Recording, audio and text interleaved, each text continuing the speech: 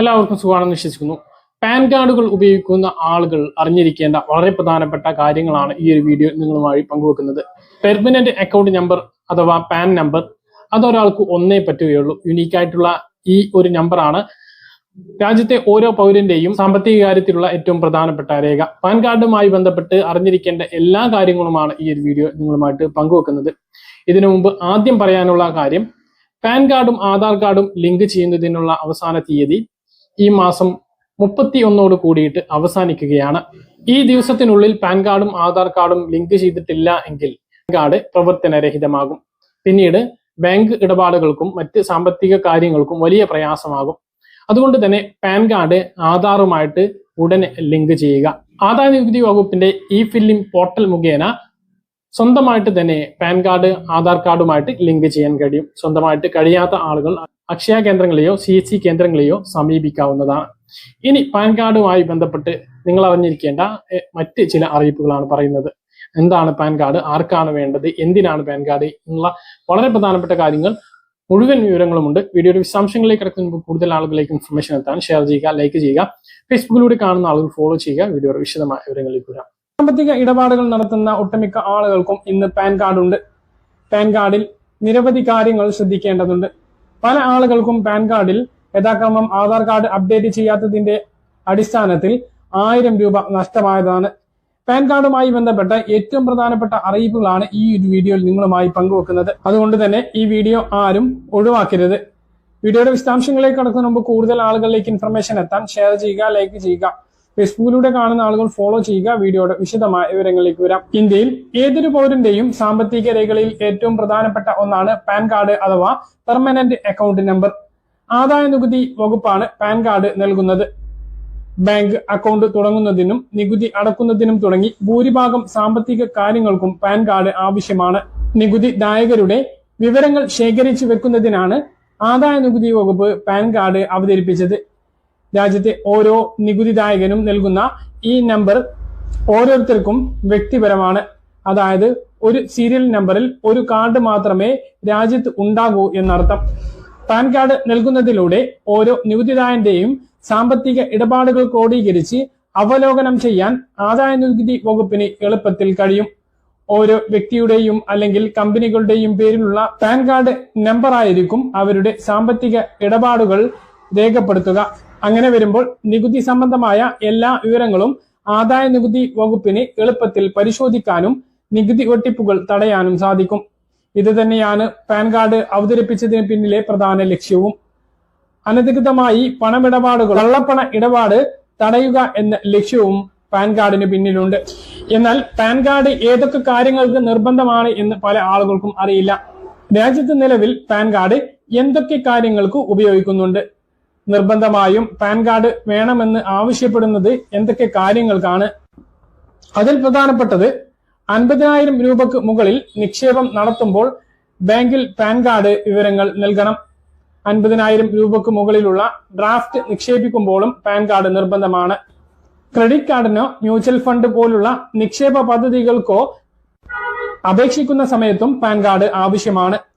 1 ലക്ഷത്തിന് മുകളിൽ വില വരുന്ന ആസ്തികളുടെ ഇടപാടുകൾ നടത്തുമ്പോഴും പാൻ കാർഡ് നിർബന്ധമാണ്. 5 ലക്ഷത്തിൽ കൂടുതൽ മൂല്യമുള്ള സ്ഥലം വാങ്ങുകയോ വിൽക്കുകയോ ചെയ്യണമെങ്കിലും പാൻ കാർഡ് നിർബന്ധമാണ്. മോട്ടോർ വാഹനങ്ങൾ വാങ്ങുകയോ വിൽക്കുകയോ ചെയ്യുമ്പോഴും പാൻ കാർഡ് വിവരങ്ങൾ നൽകണം. കയറ്റുമതി അല്ലെങ്കിൽ ഇറക്കുമതി ചെയ്യുമ്പോഴും പാൻ കാർഡ് നിർബന്ധമാണ്. 25,000 രൂപക്ക് മുകളിലുള്ള വിദേശ യാത്രകൾ നടത്തുന്നതിനും പാൻ കാർഡ് വേണം. ഇപ്പോൾ 1 പവൻ സ്വർണം വേണമെങ്കിൽ പോലും പാൻ കാർഡ് നിർബന്ധമാകുന്ന അവസ്ഥയിലേക്ക് സ്വർണ്ണവിലയും എത്തിയിട്ടുണ്ട്. രാജ്യത്ത് എത്ര തരം പാൻ കാർഡുകളുണ്ട്? രാജ്യത്ത് ഒരു പൗരന് ഒരു പാൻ കാർഡ് മാത്രമേ ഉണ്ടാകൂ എന്ന് നേരത്തെ പറഞ്ഞു. എന്നാൽ രാജ്യത്ത് ഒരു തരത്തിലുള്ള പാൻ കാർഡ് മാത്രമല്ല ഉള്ളത്, വിവിധ തരത്തിൽ പാൻ കാർഡുകളുണ്ട്. ഇതിൽ ഏറ്റവും പ്രധാനപ്പെട്ടത് ഓരോ വ്യക്തികൾക്കും നൽകുന്ന സാധാരണ പാൻ കാർഡാണ്. രണ്ടാമത്തേത് രാജ്യത്തുള്ള കമ്പനികൾക്ക് പ്രത്യേകം പാൻ കാർഡുകളുണ്ട്. മൂന്നാമത്തേത് വിദേശ പൗരന്മാർക്കും പാൻ കാർഡ് നൽകുന്നുണ്ട്. വിദേശ കമ്പനികൾക്കും പാൻ കാർഡ് നൽകുന്നുണ്ട്. ഈ 4 തരത്തിലുള്ള പാൻ കാർഡുകൾ ഇന്ത്യയിൽ ഉണ്ട്. ഇതിൽ വ്യക്തികൾക്കുള്ള പാൻ കാർഡുകളിൽ വ്യക്തിയുടെ ഫോട്ടോ, പേര്, പിതാവിന്റെ പേര്, ജനനതീയതി, ഒപ്പ്, QR കോഡ്, പാൻ നൽകിയ തീയതി, പാൻ നമ്പർ എന്നിവ ഉണ്ടായിരിക്കും. എന്നാൽ കമ്പനികളുടെ പാൻ കാർഡിൽ ഒരു വ്യക്തിയുടെ ഫോട്ടോയോ ഒപ്പോ ഉണ്ടായിരിക്കില്ല. അടുത്ത പ്രധാനപ്പെട്ട സംശയം പാൻ കാർഡ് എപ്പോഴെങ്കിലും കാലഹരണപ്പെടുമോ എന്നുള്ളതാണ്, അല്ലെങ്കിൽ ഇത് പുതുക്കേണ്ട ആവശ്യമുണ്ടോ എന്നുള്ളതാണ്. ഒരു വ്യക്തിയുടെ പാൻ കാർഡ് ഉണ്ട് എങ്കിൽ അത് ആജീവനാന്തമാണ് നൽകപ്പെടുന്നത്. അത് പുതുക്കേണ്ട ആവശ്യം ഇല്ല. ഒരു പാൻ കാർഡ് റദ്ദാക്കുക ആ പാൻ കാർഡ് ഉടമയുടെ മരണത്തോടു കൂടിയാണ്. അതായത് ഒരിക്കൽ ഇഷ്യൂ ചെയ്താൽ ആ ആൾക്ക് പിന്നീട് ആജീവനാന്തം ആ പാൻ കാർഡ് മാത്രം മതി. അതിനാൽ തന്നെ പാൻ കാർഡുകൾ കാലഹരണപ്പെടുന്നതിനെ കുറിച്ചുള്ള സന്ദേശങ്ങൾ തേടി വരികയാണ് എങ്കിൽ നിങ്ങൾ ശ്രദ്ധിക്കുക. അങ്ങനെയുള്ള തട്ടിപ്പുകൾ രാജ്യത്ത് നിരന്തരം റിപ്പോർട്ട് ചെയ്യുന്നുണ്ട്. കോളുകളിലൂടെയോ സന്ദേശങ്ങളിലൂടെയോ പാൻ കാർഡ് പുതുക്കുന്നതിന് ആവശ്യപ്പെട്ടേക്കാം. അതിനായി പാൻ കാർഡ് വിവരങ്ങൾ ഇതിനായി അവർ നൽകുന്ന ലിങ്കിൽ ക്ലിക്ക് ചെയ്യാനോ അല്ലെങ്കിൽ പാൻ വിവരങ്ങൾ ചോർത്തുകയോ ചെയ്യും. ഒരു പാൻ കാർഡിന്റെ ഉടമയുടെ വിവരങ്ങൾ അടങ്ങിയിട്ടുള്ള 10 അക്ക ആൽഫ ന്യൂമറിക് നമ്പർ പാൻ കാർഡിലുണ്ട്. ഒപ്പം കാർഡ് ഉടമയുടെ ഒപ്പ്, ഫോട്ടോ, വിലാസം എന്നിവയും ഇതിൽ അടങ്ങിയിരിക്കുന്നു. അതിനാൽ തന്നെ തട്ടിപ്പുകാർക്ക് കാർഡ് ഉപയോഗിച്ച് തട്ടിപ്പുകൾ നടത്താൻ സാധിക്കുന്നതാണ്.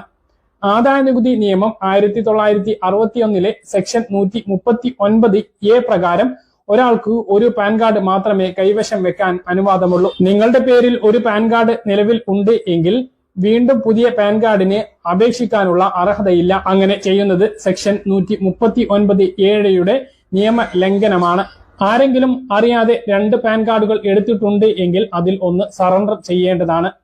പാൻ കാർഡ് അല്ലാതെയും പല സമയത്തും സറണ്ടർ ചെയ്യേണ്ടി വരും. അല്ലെങ്കിൽ പാൻ കാർഡിലെ തെറ്റായ വിവരങ്ങൾ അല്ലെങ്കിൽ ആദായനികുതി വകുപ്പ് അംഗീകരിച്ച മറ്റ് കാര്യങ്ങളാലും പാൻ കാർഡ് സറണ്ടർ ചെയ്യേണ്ടി വരും. ഇരട്ട പാൻ കാർഡ് ഉണ്ട് എങ്കിൽ എങ്ങനെ സറണ്ടർ ചെയ്യും എന്നുള്ളതാണ് അടുത്ത ചോദ്യം. ആദായനികുതി വകുപ്പിന്റെ ഔദ്യോഗികമായിട്ടുള്ള വെബ്സൈറ്റായ NSDR പോർട്ടലിൽ പോയി പാൻ കാർഡിനായി ഓൺലൈനായി അപേക്ഷിക്കുക എന്നതിൽ ക്ലിക്ക് ചെയ്യുക. അടുത്തതായി വരുന്ന ഓപ്ഷനിൽ ആപ്ലിക്കേഷൻ തരം തിരഞ്ഞെടുക്കുക. പിന്നീട് നിലവിലുള്ള പാൻ കാർഡിലെ ഡാറ്റയിലെ തിരുത്തൽ എന്ന ഓപ്ഷൻ തിരഞ്ഞെടുക്കുക. തുടർന്ന് പാൻ റദ്ദാക്കൽ ഫോം സ്ക്രീനിൽ ദൃശ്യമാകും. ആവശ്യമായ വിശദാംശങ്ങൾ പൂരിപ്പിച്ച് നിങ്ങൾ സറണ്ടർ ചെയ്യാൻ ആഗ്രഹിക്കുന്ന പാൻ കാർഡ് വിവരങ്ങളും സൂചിപ്പിക്കുക. പിന്നീട് സബ്മിറ്റ് എന്ന ഭാഗത്ത് ക്ലിക്ക് ചെയ്യുക. അവസാനമായി ഓൺലൈൻ പേയ്മെന്റ് വിഭാഗത്തിനായി ഓൺലൈൻ പേയ്മെന്റ് നടത്തി ഭാവിയിലെ ആവശ്യങ്ങൾക്കായി ആപ്ലിക്കേഷൻ ഫോം ഡൗൺലോഡ് ചെയ്യുക. ആദായനികുതി വകുപ്പിന്റെ നിയമപ്രകാരം ഒരാൾക്ക് ഒന്നിൽ കൂടുതൽ പാൻ കാർഡുകൾ കൈവശം വെക്കാൻ പാടില്ല. നിങ്ങളുടെ കയ്യിൽ ഒന്നിൽ കൂടുതൽ പാൻ കാർഡുകൾ ഉണ്ട് എങ്കിൽ ആദായനികുതി നിയമത്തിന്റെ ലംഘനമായി കണക്കാക്കുന്നതിനാൽ പിഴയും നിയമപരമായ പ്രത്യാഘാതങ്ങളും നേരിടേണ്ടി വന്നേക്കാം. ഒരു വ്യക്തിക്ക് ഒന്നിൽ കൂടുതൽ പാൻ കാർഡ് ഉണ്ട് എങ്കിൽ 1961 ആദായനികുതി നിയമം 272B വകുപ്പ് പ്രകാരം ആദായനികുതി വകുപ്പ് അവർക്കെതിരെ നടപടി ആരംഭിക്കുന്നതാണ്. ഈ നിയമപ്രകാരം 10,000 രൂപ പിഴ ചുമത്തുന്നതുമാണ്. പാൻ കാർഡിൽ എന്തെങ്കിലും മാറ്റങ്ങൾ വരുത്താൻ കഴിയുമോ എന്നുള്ളതാണ് അടുത്ത ചോദ്യം.